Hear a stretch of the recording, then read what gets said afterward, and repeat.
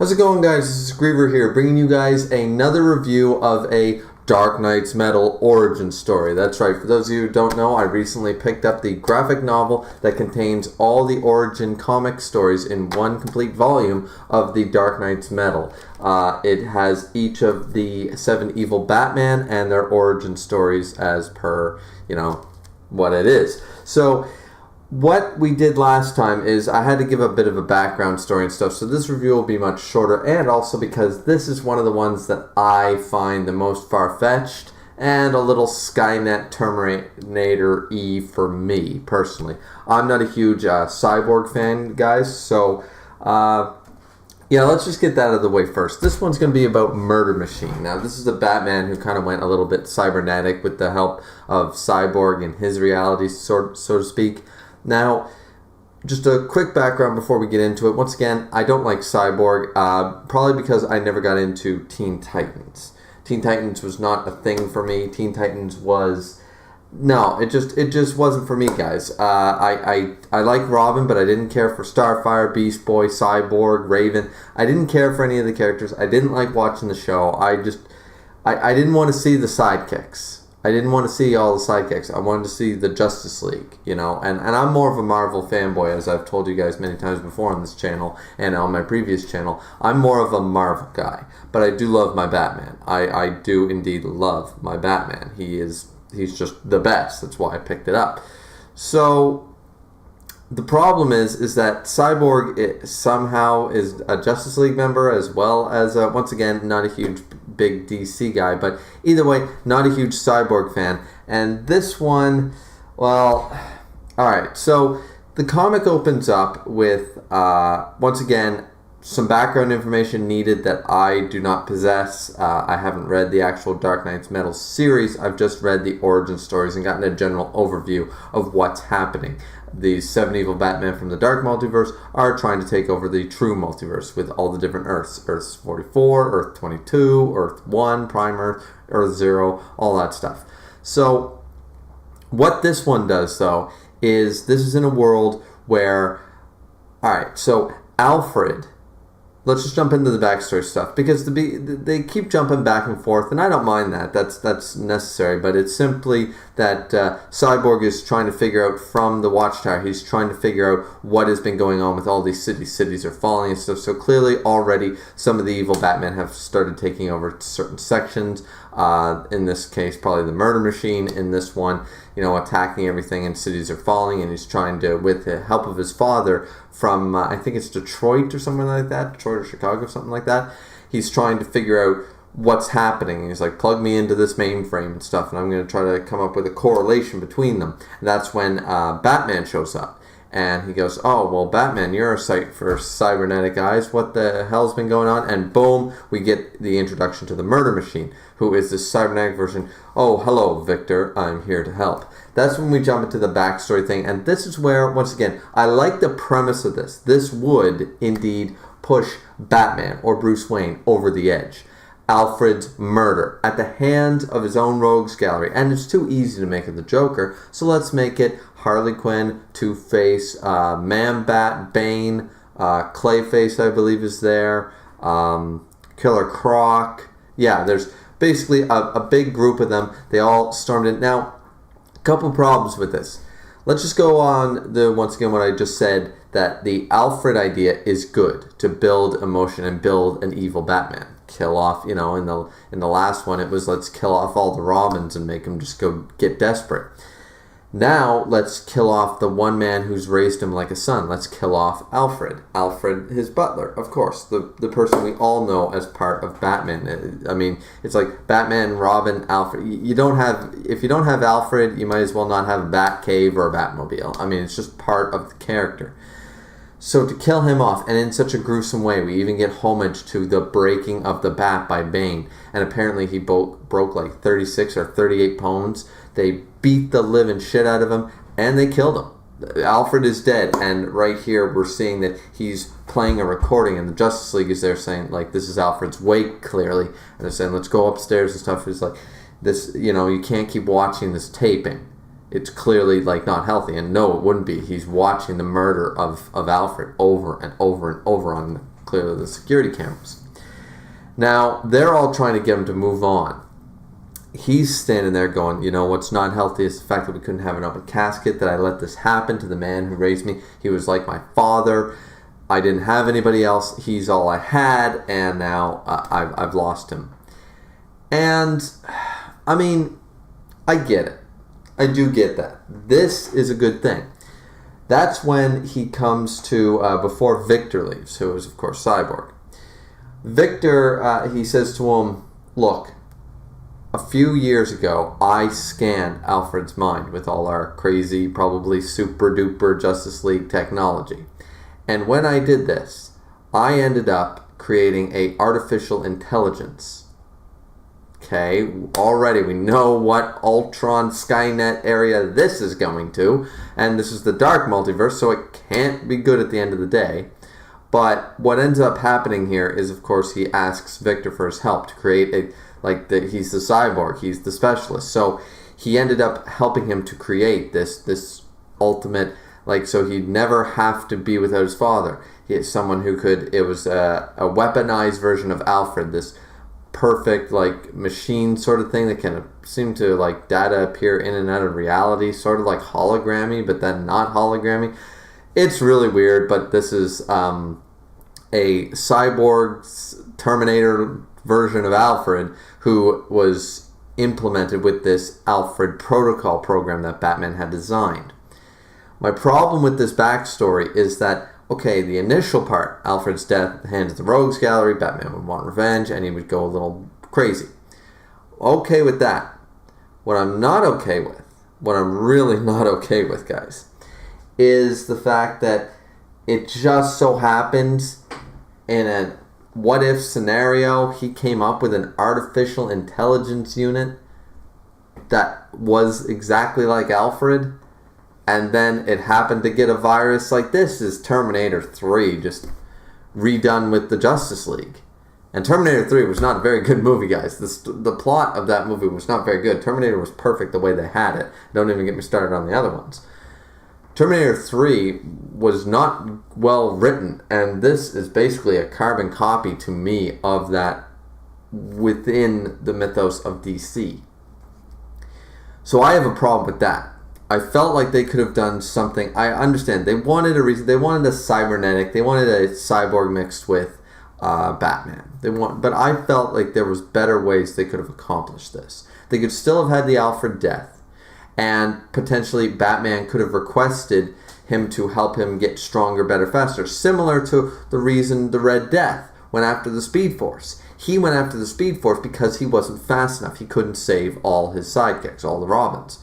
So, in this scenario, he couldn't save Alfred. So instead of going after the Flash, this particular Batman decides, if I was stronger, and if I could have tapped in and seen all this going on, I might have made it in time. So, because clearly this happened in the Batcave, where he could get high-quality recordings of Alfred, and Alfred was, of course, in Wayne Manor, which we'll get to that problem in a second. Why couldn't they have simply made it so that Alfred's death affected him in the same way as the Red Death? However, he went to Cyborg and asked for to be basically plugged in, the same way that Cyborg can plug into machines and stuff. He asked for Cyborg to, make his eye, be half cyborg, the cyborg version of Batman. That's what he could have requested. Now, the fact that he does not, though, the fact that they have to go through all this stuff, they could have easily said, okay, once Batman got that and he plugged in, he got a virus into his cybernetics and started to take over his brain or something. They could have sold that way better than this ripoff of Terminator 3 to me. Because now he's going all, Daddy Alfred with the thing, and I don't really care for the motivation. Or the core motivation I care for, but the means to the end, once after the whole Alfred's death thing, and then it's okay, cybernetics to bring back Alfred. That's, I don't know. There's something about it that it didn't sit right with me. Also a problem. Okay, so the Batcave and Wayne Manor was left unprotected, with no security protocols. Now you could say that between Two-Face and Clayface and a lot of faces, Killer Croc and them, that they could have defeated all the drones or whatever Batman would have set up. But the fact that they got there, how did they know he was Batman? And then the fact that they went there, if they already know he's Batman, because clearly they're in the Batcave where Alfred is, who is Bruce Wayne's butler, and they're clearly right below Wayne Manor. Like, why torture Alfred? Why not rope him up and be like, oh, Bats, you better get here, sort of idea. Now, I know the Joker wasn't involved as far as we know. But why couldn't they have done that? Why torture and beat Alfred for information that they already know? They ask him. They say in this comic, now once again, I don't know about showing frames, so to speak, but it says, like, right here, in this panel, they're beating the crap out of him, and he says, enough of this, now tell us where Batman is before we get real rough. And, Alfred sticks to his guns and asks how he can be of service. What is a Batman, pray tell, even though he's all broken to pieces. What do you mean, where is Batman? You're literally in his home. He'll be back. Why do you need to find out where Batman is right that minute by killing... Like, I understand that it's supervillains and that's what happens, guys, but it seems to me like they're asking a redundant question. They've all just figured out Batman's secret identity clearly, or they're all morons if they haven't, and now they're torturing an old butler asking for whereabouts when clearly if Batman knew this was going on, he would rush to save him. So once again, it just feels a little weak to me, guys. Like, I'm seeing a few, not necessarily plot holes, but it's a little weak. The motivation and all that stuff is a little weak to me. Now, we jump back into the murder machine, going after Cyborg, and they're attacking, and he's talking to Victor's father, sort of thing, like saying, oh, I know all about the bonds between father and son. And once again, all about this Daddy Alfred thing. He's spewing all his guts to Cyborg, saying, you're one of my greatest friends. You reunited me with my father when I had thought I had lost him forever. But now he's there with me. He protects me. He's there to do everything to help me. Your son is great, and he understands the bonds between fathers and sons. And Cyborg gets back up, and they start kind of battling a little bit. And then we jump back into the past again, where we see that Alfred Protocol is a little, T-1000, anybody? So this Alfred Protocol, which appears to be, once again, a multitude of Alfreds that can be summoned at will. I don't really understand this. Are they tangible? Are they not tangible? According to the murder machine, they are, you gave him power, like you gave him a form and power and stuff enough to protect me. And with the Alfred Protocol, it was inside him the man who cared and loved for me. Okay. So I still don't really understand this whole Alfred Protocol. Are they tangible? Because they seem to appear in and out of thin air, like they're jumping in and out of the Matrix sort of idea. And there's a multitude of them. When they're destroyed, more show up. I'm a little confused by that, honestly, guys, but either way, this thing went, and once they put it online, this is just Skynet, once again, Terminator 3 flashbacks here. Of course, thank God, a virus. So it went around and systematically killed Bane, and Bane was the last one. It literally systematically killed the entire Rogues Gallery, every inmate at Arkham, and now it's asking to be let in. Now, Cyborg shows up in the past and says, Bruce, what the hell is going on? And he explains, well, he's just trying to protect me. But if I let him in, I can reprogram and stuff. And Cyborg's like, no, don't do that. This is a virus. Once again, Skynet virus. Skynet is the virus.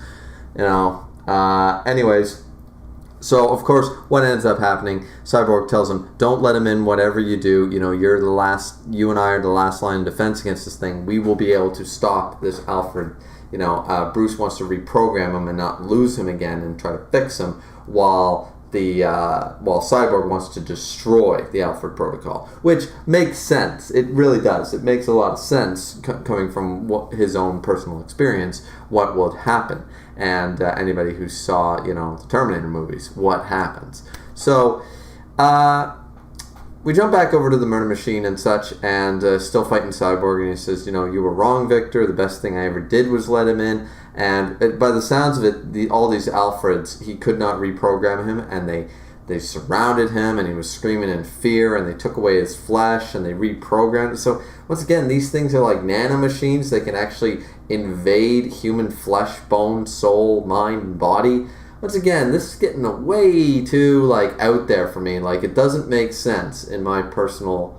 Like, once again, I don't know enough about Cyborg and his backstory, so maybe this is how he was, rebuilt and recreated and such, but it just seems like a bit of a stretch to me. I don't know. Anyways, so they've rebuilt him, and they've made him bigger, better, faster, stronger, and that's all fine and good. Now he doesn't have to ever live without his, his loving father. Like, my parents were dead, my birth parents, but the one who was always there for me, so... Anyways, they start beating the crap out of each other again, and it's finally just revealed that all the actual 7 evil Batman are present. They're all present there, it appears to be. We see them all. They beat the living crap out of Cyborg. They tear off his, his arm. They punch out his chest. They take his, and the Murder Machine even states that, by a cruel twist of fate, you gathered the League to stop me once, I had become what I am, this Murder Machine. And, I couldn't have that. And then we see that the Murder Machine was able to... Now, once again, this is still Batman, so the concept that he was able to take out the whole Justice League makes sense. The fact that he was able to do it with technology, like against... maybe he had kryptonite lasers or something against Superman. I don't know. Point is, he took out the whole League. He killed them all on his world. And then the last one he took out was... Cyborg, who tried to reason with him to try to say, look, if you just accept your loss and let go, stop becoming this raging, killing murder machine, where he got his name, then you can go back to being Bruce and I can help you. And he just said, no, and ripped off Cyborg's head and spine from the rest of his body. Pretty gruesome stuff. This art style is very gray. Not a huge fan of the color palette as a result, but I don't mind the art style. Each of these origin stories are drawn by different people for the most part, as far as I know. So we get a lot of different styles. I really liked the Red Death one. This one, it's a little too gloomy, a little too dark. Not too dark as in story content, but just too gray. The palette colors could have used a bit of oomph, not necessarily like bright colors, but just a little more variety there. Maybe showcase all the past stuff with Alfred and stuff in a sepia sort of tone, and then jump to a different palette. Even if you wanted to keep the gloomy aspect and the gray, you could have used like an old film overtone or something like that. But that's just a nitpick, guys. The rest of it shows that they beat the living crap out of Cyborg, and he just says, you couldn't stop me back on my world, but by a cruel twist of fate from the cosmos, my world was doomed to fall anyways. And we see a little shot of the Batman who laughs in the back, basically probably telling him all about this, and there's another world for you to conquer and ravage, sort of idea. And of course, at this point, he's just become a Terminator. He's a T-1000. That's basic. Well, without the liquid metal thing. Well, maybe he's got liquid metal. Who knows? But the Murder Machine is just that. He's a robot. He's a total cyborg, corrupted by a Skynet-level virus of Alfred. So, once again, I think it's a little dorky, a little hokey. As far as comic books go, I find that the serious tone of this is kind of going a little far-fetched realm for me. I felt like, once again, there were better ways. You could have had Batman request to have some cybernetic enhancements, and then he gets corrupted by a virus, by something else happens. That would have been a little stronger for me. Anyways, you could have still had the Alfred death. But basically, they've taken over once again. This is where, once again, haven't read Dark Knight's Metal, the actual series. These are just the origin stories. But apparently the metal that Cyborg or Cyborg's dad there has discovered is a key to fighting these evil Batman beings from the Dark Multiverse. I did read about that, a little bit of background information on that, and it's apparently one of these rarest metals that actually are the things that you can fight back against these evil Batman with, almost like they're kryptonite in a sense, from a very broad sense. That's what it is. And the Batman who laughs is standing there over Cyborg's broken, probably dead body, and basically says, that fool, if he had only knew what that metal that he had was, it could have been a serious threat to us. But because he didn't understand what he had, he screwed up. So we get an overtone at the end. Batman Who Laughs just talks about the dark multiverse, how it needs us, how it's, the flip side. It was created because of this multiverse. We wouldn't exist without, but you created a broken dark multiverse because of Triumph and all that such. So I know you have all these questions, but we came with the answers to a question you didn't even know you were asking, sort of idea. So once again, very dark overtones. We get a shot of all the evil Batman, which is really, really cool. The next one up is the Green Lantern one, which I think will be a little more exciting to read. I only glanced over that one when I first bought it, so I'm going to have to reread it to really get in the thick of that particular story.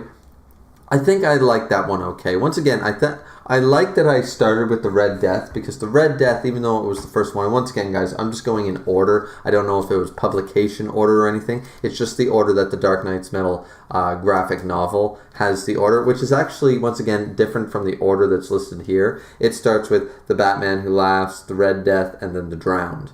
And when you open it, you start with the Red Death, and you don't go to the Drowned. So either way, I'm also looking forward to go to the Drowned, because I think the Drowned is a pretty good backstory. As far as that Earth's a little weirder because all the it's a gender bender sort of swapped universe or swapped Earth, so that's pretty cool. But anyways, guys, the next one will be the Green Lantern one. What did you guys think of the Murder Machine? I know I kind of jumped around a little bit here and there, but comics are a little longer than manga chapters, so reviewing them takes a little more time, and sometimes I get lost in thought and go off one tangent and such, but I do that anyways when I review manga and movies. So let me know what you guys thought of the Murder Machine comic. If you read it, tell me how I'm full of crap, or tell me if you did read it and you didn't realize the connection, that it felt a little Skynet Terminator-y to me anyways, and not Terminator homage in a good way, but in a bad way for me personally. Once again, found the idea of Alfred's death causing Batman to go evil is a great concept, but I felt the delivery and the all the details were kind of meshed in there, a little poor and a little far-fetched. As a basis, very solid and strong, but the delivery was just not there for me personally. Now we just have a murder machine, cybernetic Batman, who is just basically a Terminator. And I guess we couldn't come up with a good enough reason for him to want cybernetic enhancements. Okay, this is Batman. You'd think he'd want them, but anyways, that's the end of the review, guys. What do you guys all think? If you liked it, tell me down in the comment section down below. Don't forget to subscribe and like the video as always. But if you dislike the video, comment down below and tell me why you like this comic, why you think the Murder Machine is the best of the evil Batman and the most tragic. Let me know down in the comment section below. As always, guys, this has been Griever, and we'll see you back here next time. See ya.